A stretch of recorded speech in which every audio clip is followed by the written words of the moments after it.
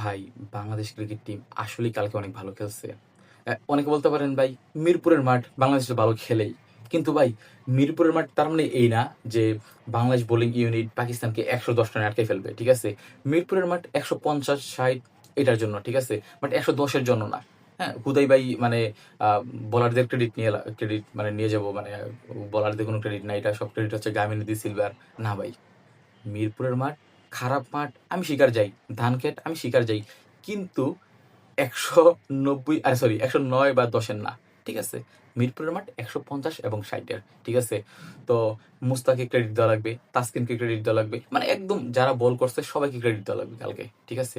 কারণ ভাই পাকিস্তান হ্যাঁ, ভালো প্লেয়ারদেরকে ওরা পাঠায় নাই। বাট তার মানে এই না যে পাকিস্তান এরা খারাপ প্লেয়ার সবাই। এরা সবাই ভালো প্লেয়ার। ঠিক আছে? তো ওই মানে সব ক্রেডিট একদম কামিনী সিলভার বাংলাদেশ প্লেয়ারদের কোনো ক্রেডিট নাই। হুদাই ভাই এটা বইলা এদেরকে ছোট করেন না। ঠিক আছে?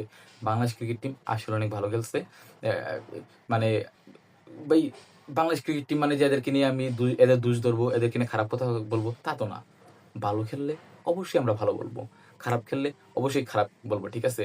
কালকের ম্যাচ ভালো খেলছে। এই যে পারভেজ হাসান লিমন প্লেয়ারটা কয়টা ৫টা 6 মারছে, ৩টা 4 মারছে। ঠিক আছে? ৩৯ বলে ৫৬ রান